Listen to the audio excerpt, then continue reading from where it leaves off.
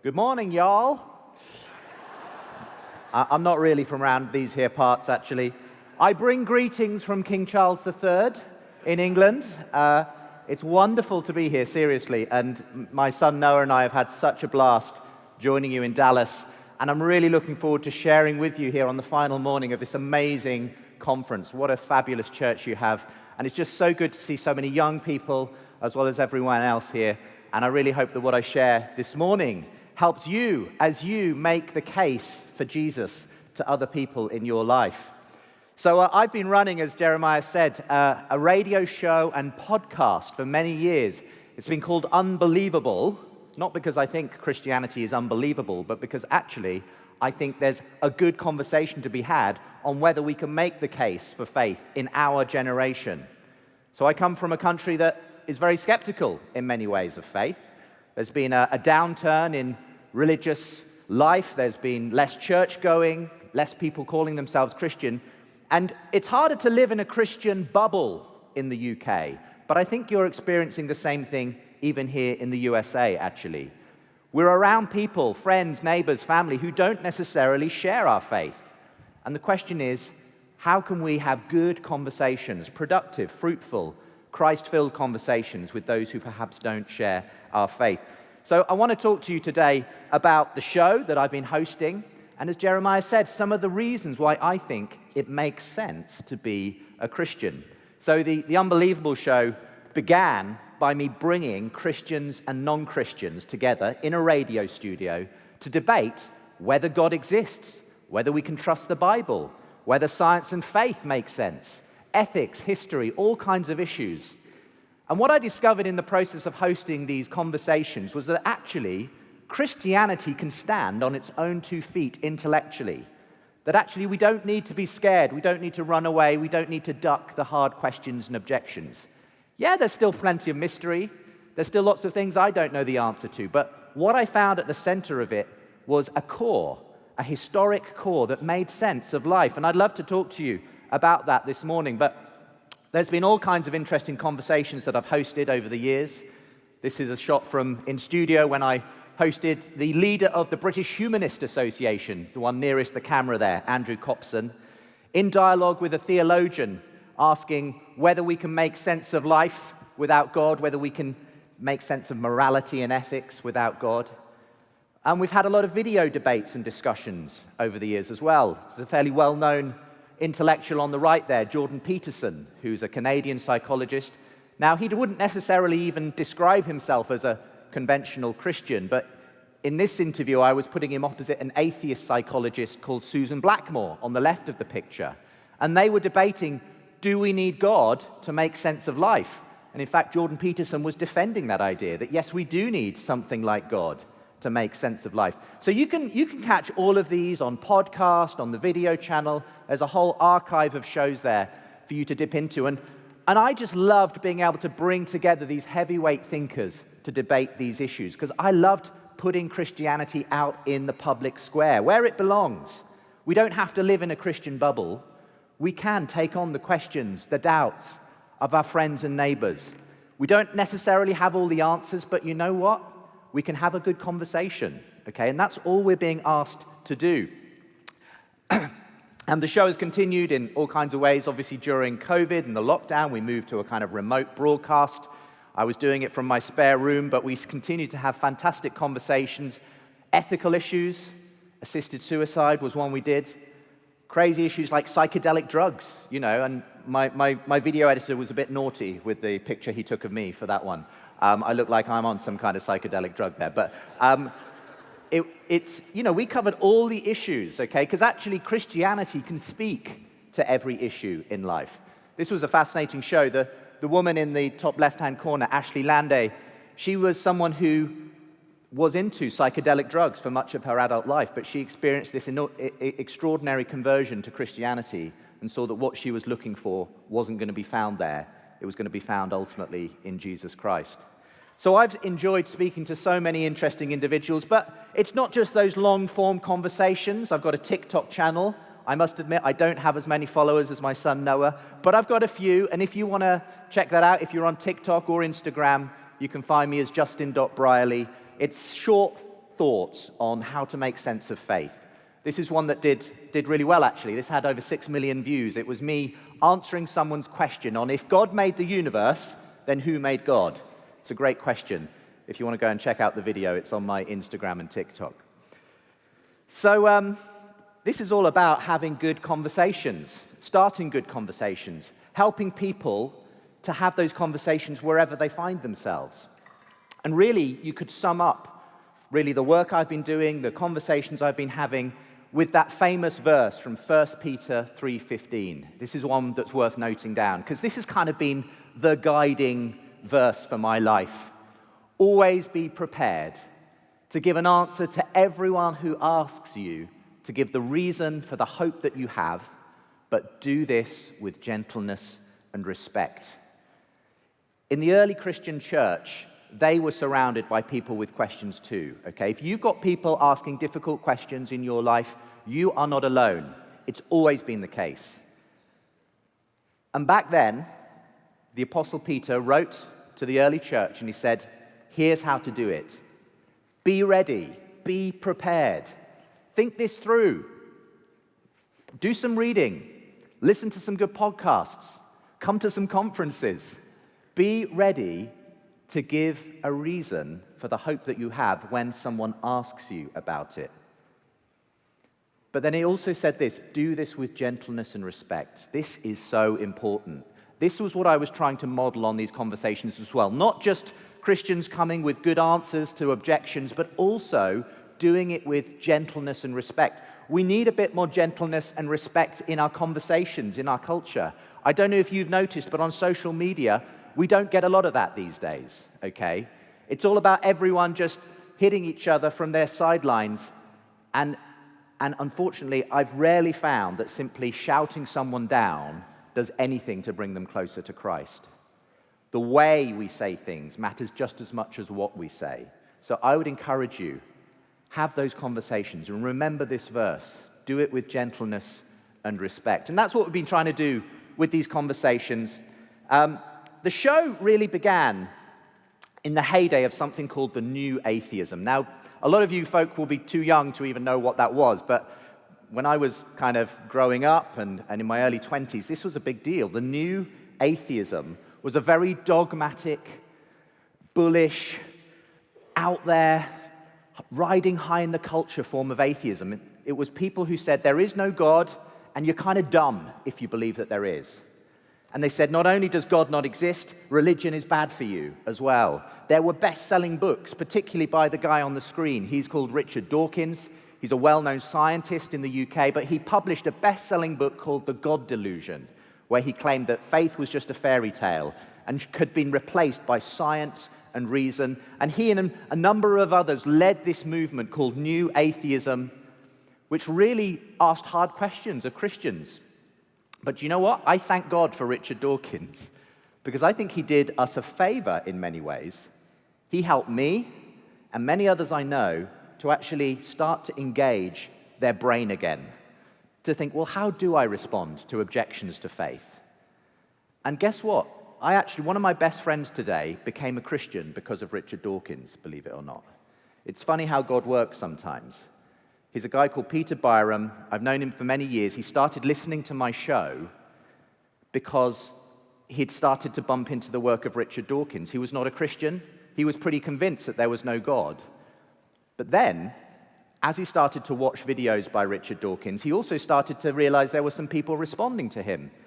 You're going to see one of them later on the stage, William Lane Craig. And as he started to engage that, started to listen to my show, he realized, you know what? There's more to this than Richard Dawkins let on. And eventually he became a Christian because he became convinced that actually there is a God, and that God has been revealed to us in Jesus Christ. But if you like, the New Atheism was a challenge. And I had lots of the chief architects and leaders of this movement come on my show to make the case for atheism, to make the case that there is no God. And I aim to bring on some of the best Christian thinkers and minds to join that discussion and that debate and to show why actually there might be good reasons. And at about the 10-year mark of the show, I did a special edition of the program where I kind of did an Ask Me Anything. And I said, tell me what you want to ask me as the host of the show after 10 years of hosting these conversations. And one of the key questions that came in was, well, why are you still a Christian, Justin? Why do you still believe after hearing all of these objections to faith? So I wrote a book on that called Unbelievable: Why After 10 Years of Talking with Atheists, I'm Still a Christian. Well, it's more like 17 or 18 years now, and I'm still a Christian. And I want to present to you a few of those key facts that I think made the difference for me. One of the things I learned really early on in hosting these conversations is that it's not that I'm the Christian here and that I'm expected to give all of the evidence and argumentation for Christianity to my atheist friend over here, okay? Sometimes we think that's the way it works. Well, I'm the one with all the weird beliefs about God and the supernatural and heaven and angels, and maybe the atheist over here says, well, come on, you've got to convince me. You know, all the work's with you. You've got the burden of proof, as it's sometimes said. I don't think it actually works that way. I think actually just as much as I, as a Christian, have what you might call a worldview, a way of understanding reality, do you know what? My atheist neighbor, they have a worldview too, okay? They have a way of looking at the world, and it's okay for me to ask them questions about why they believe what they believe. Because in my experience, whether they realize it or not, most atheists do have a set of beliefs, actually. Most of the atheists who came on my show, you could describe as naturalists. They believe that all that ultimately exists is matter in motion, the laws of nature, the physical stuff of the universe, and that everything can ultimately be explained by that. Now, that is quite an interesting worldview, and it has a number of consequences to it. It means that you don't believe there's any ultimate purpose to life or the universe. It means that ultimately you believe all of our instincts about morality, goodness, truth, beauty, love, they're all really just illusions in many ways. There's all kinds of consequences to this atheist worldview. And it's okay as a Christian to ask your atheist friend to defend their own worldview as well. And what I've found in the course of hosting these conversations, as I picked up on the various objections and evidences on each side, was that actually, I think the Christian worldview, with a God revealed in Jesus Christ, makes better sense of a lot of the evidence that we're both looking at. So I want to present to you 3 reasons why I believe God is actually the best explanation. I want to start with the first reason. I think God makes sense of human existence. All of these 3 are going to have human in the title, by the way, if you're taking notes, okay? God makes sense of human existence. One of the key things that a lot of the new atheists were saying when they came on my show was, science has replaced God. The more we know about science, the more we know about the universe, the less reason we have to believe in God. But I think actually the direction of the arrow of evidence has been going in the opposite way to that. In the last several decades, in the last 100 years, what we know about the universe and science has actually opened up the God question, not closed it down. Now, we've actually heard a little bit about this already yesterday, so forgive me if I'm going to be treading some similar ground just for a few minutes, but one of the first and most interesting things I started debating on the show was bringing in scientists who were Christians opposite atheist scientists to talk about this phenomenon that you've been spoken to about already called the fine-tuning of the universe for life. Now, it's kind of a bit of a tough one to get your head around. Tim Barnett did an amazing job yesterday, and I don't think I could probably improve on it. But a few years ago, I did create a little video, which I just want to share with you now, which hopefully gives you a sense of just how extraordinary it is that you and I are sitting here today, just how unlikely it is that this all happened by chance. So just for a few minutes, I'm going to let the video do the talking. Okay, I tell you what, I'll just talk before we get to the video. I'll get a nod if the video is ready, but I want to just quickly talk about maybe just in addition to this fine-tuning, and we'll come to the fine-tuning video in a moment, science, is it moving away from God or towards God? We've already heard a few of the reasons explained, actually, yesterday morning. When you look at the nature of our universe, there's certain aspects of it that seem to cry out for an explanation. Why was there a beginning in space and time, for instance? That again seems to suggest that there's something going on beyond the universe. Why is the universe written in the language of mathematics so that we can understand it and explain it by actually using the laws of physics? A lot of people have called this something akin to a miracle, that actually the fact we can even do science, you can't understand just through science. It needs something more than that. It feels like there may be some kind of a mind behind the universe that's directing things. The fact that you and I are here today feels like it's not just a fluke, not just a coincidence, not just a result of chance. I believe our best science is making the case that as humans, we are not here by chance. So, I've been given the thumbs up. This is good news. I'm going to play the video, and I just want you to think about just how unlikely it is that we're here by chance. Some people say that human existence is a result of a roll of the cosmic dice. Like the gambler who stakes his life savings on the next throw, we just got lucky in the lottery of life. Some people say there's no purpose in the universe, no grand plan, no God behind it all. Our numbers just came up and here we are. But I don't believe them, and nor should you. If I roll this dice, the chances of getting a 6 is 1 in 6. That's not too bad.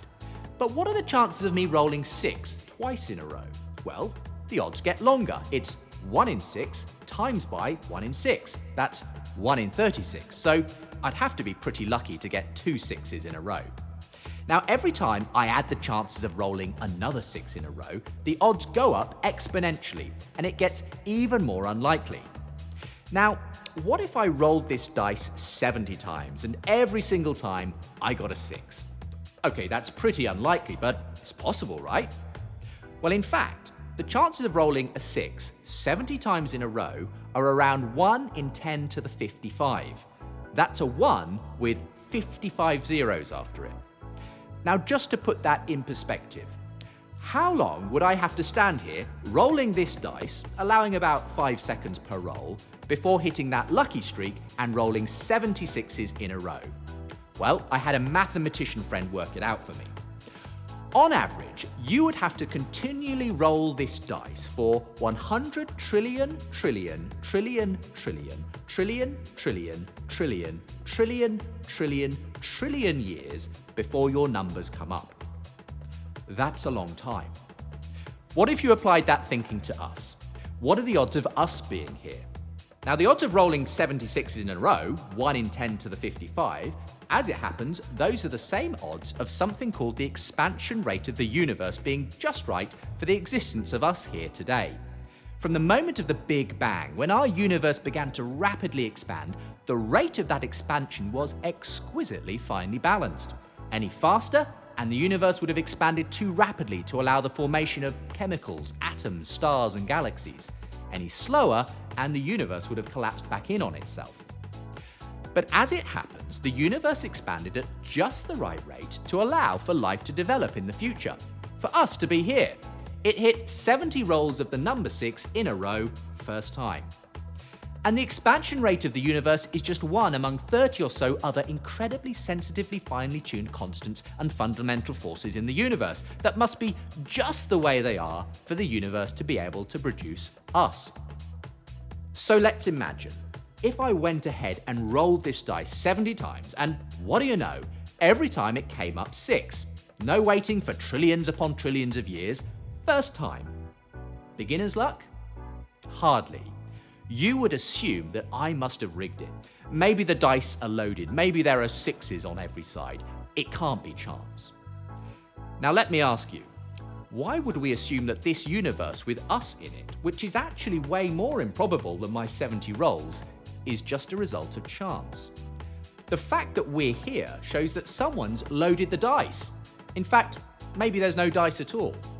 What if the evidence points to this life-permitting universe actually being the product of an intelligent mind which intended for us to be here? Now, you could come up with some speculative other theory. Maybe there's an infinite number of universes, giving you an infinite number of chances to roll the dice.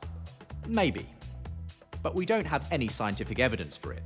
So if you're hanging your hat on that possibility, then you're every bit as much committed to a faith position as the person who says God was behind it.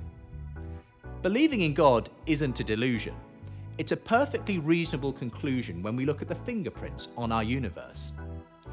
And if it's true that we aren't just the fluke result of a cosmic roll of the dice, and that we're actually here because a grand designer intended us from the very beginning, well, that's worth staking something on. It's an amazing thing. You've already heard a few people talking about it. This is the way a famous physicist of the 20th century put it: a common sense interpretation of the facts suggests that a super intellect has monkeyed with physics, as well as chemistry and biology, and that there are no blind forces worth speaking about in nature. Why are we here? How did we get here? Is it just pure chance, blind luck? That has to be the view on the atheist account of reality. But I don't think that's where the evidence is pointing. I think as a Christian, it's perfectly fine, perfectly reasonable. In fact, it accords best with the evidence if we say there's a divine mind that intended us to be here. That's what the evidence is pointing to. So number one, I believe God makes sense of our human existence. Point number two, I think God also makes sense of human value. I want to tell you the story of James Jaramillo. He was a wealthy businessman in Colombia in the 1970s. And one day he was walking through the streets of Bogota, Colombia, and he saw a child climbing down into a sewer. He followed that child down into the sewer and found hundreds of street kids living underneath the streets of Bogota in these filthy rat-infested sewers. Why were they there? It was because off-duty policemen were shooting these street kids on the streets above. One of the policemen who shot these kids said, "Killing these kids is like killing lice. We call them the disposables."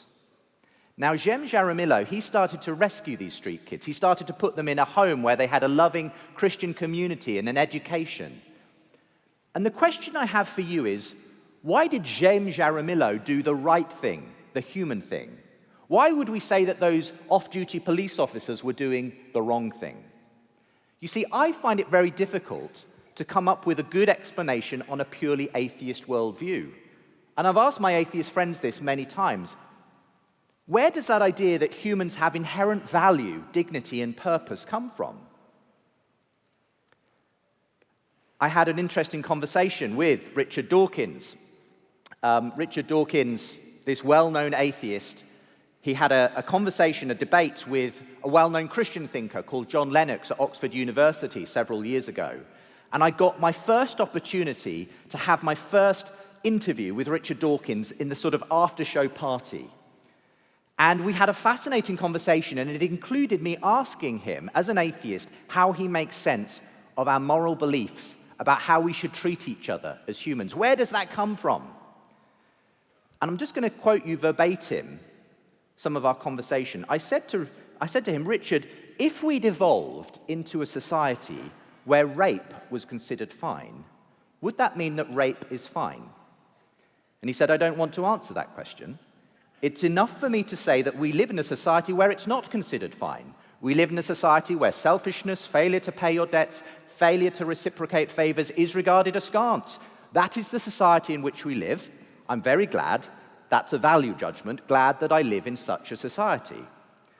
And I said, "But when you make a value judgment, don't you immediately step outside of this evolutionary process and say the reason this is good is that it's good, and you don't have any way to stand on that statement?"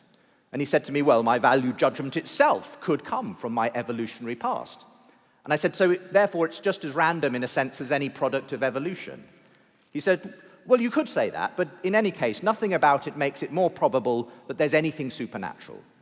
And I said, "Okay, but ultimately, your belief that rape is wrong is as arbitrary as the fact we've developed 5 fingers rather than 6. And he said, "You could say that, yes." And I think you could say that. And I think if you're a thoroughgoing atheist like Richard Dawkins, you should say that. Because if it's true that our beliefs about how we should treat each other are just the happenstance of how we happen to have developed our morality at this moment in time, then it is kind of random. It is just what we happen to believe right now. There's no ultimate truth about it. So why do we instinctively recoil at that idea? That our belief about how we should treat each other is just the happenstance of the hand we happen to have been dealt with. No. Actually, we all believe there really are right and wrong ways to treat each other, don't we? That's not just an accident. That's not just what we happen to believe, and it could have turned out a different way. If someone doesn't believe that rape is wrong, they're mistaken. They're wrong. They've got it wrong. It's like someone saying 1 + 1 = 3. There's a truth about this. Where does that idea that there really is a way we should treat each other, this idea of human value, human dignity, I find it hard to come up with an explanation that makes sense on an atheist worldview, because in a sense, humans are just one more product of a random, a process, an unguided process of evolution. So why should we treat the Colombian street kid any different to the way we treat a louse?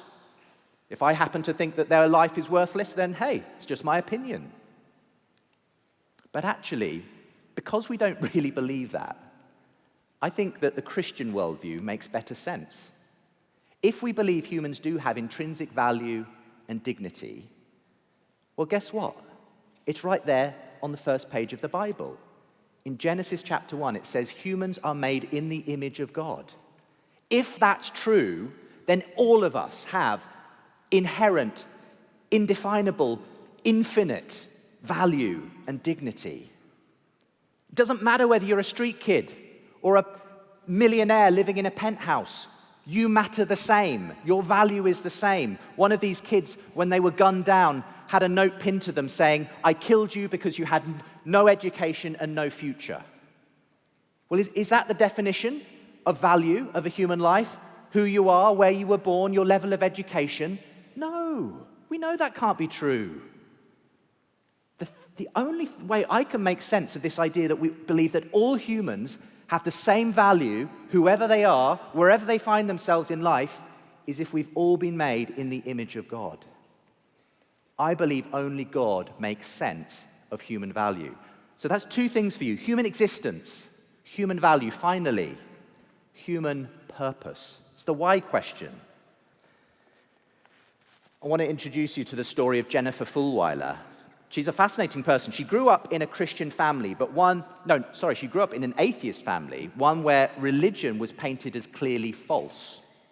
In fact, she said she never went to church. She never ever met a Christian. She kind of grew up believing that the world was entirely explicable in scientific terms, atoms, electrons, and she held that belief into the early years of her married life. But then something changed for Jennifer, because she had her first child. And she remembers very vividly that something changed in her mind as she looked down on that baby for the first time. She said it this way. She said, "I looked down and I thought, what is this baby? And I thought, well, from a pure atheist materialist perspective, he is a randomly evolved collection of chemical reactions. And I realized if that's true, then all the love that I feel for him is nothing more than chemical reactions in my brain." And I looked down at him and I thought, that's not true. That's not the truth. And I think in that moment, Jennifer kind of had a jolt that jolted her out of her naturalist atheist worldview and suddenly made her think, maybe that doesn't contain all the answers, because there's something going on here. It can't just be down to chemicals and atoms and electrons. This love I feel for this baby, that can't exist like that. It was a journey that eventually led her to Christianity. But I think in that moment, Jennifer saw that there are two different stories of reality that are being told here. One has been really summed up very well by Richard Dawkins. He wrote this. He said, "The universe we observe has precisely the properties we should expect if there is, at bottom, no design, no purpose, no evil, no good, nothing but blind, pitiless indifference." And that is the world we should expect if there is no God. That's the universe we should be looking at. But it's not the universe that I'm looking at. I just disagree with Richard Dawkins. Where he sees only physical processes and natural laws, I see love, beauty, truth, right, wrong. I see a universe that is teeming with purpose. Often it's just about where you're standing and how you're interpreting the evidence sometimes. You see, I think actually all human beings experience this search for purpose, a yearning for something more, a kind of search for transcendence. It happens across all times, places, and cultures. And the well-known Christian thinker C.S. Lewis, he summed it up really well. He put it this way. He said, well, look, a baby feels hunger. Well, there is such a thing as food. A duckling wants to swim. Well, there is such a thing as water. People feel sexual desire. Well, there is such a thing as sex. And he ended it by saying, if I find in myself a desire which no experience in this world can satisfy, the most probable explanation is that I was made for another world. You see, we all long for something bigger, beyond ourselves. We all long for some kind of sense of purpose. Ultimately, I believe atheism, Christianity, they do tell two very different stories, because on the atheist worldview, this is how the story is going to end. The universe is going to carry on, and eventually it's going to run out of usable energy. And in trillions of years' time, all that will be left is a cold, sterile void. All of your hopes, dreams, aspirations will be long dead and forgotten in the eventual heat death of the universe. That is what atheism says is going to happen. That's not a very hope-filled, purpose-filled story, in my opinion. The Christian story says, you're not here by accident. There is a purpose to life. That's not the end of the story. God's going to do something to recreate and redeem this whole creation. In fact, he's begun it already. The psychologists tell us there are two things people need to live a meaningful, hope-filled life. They need love and they need hope.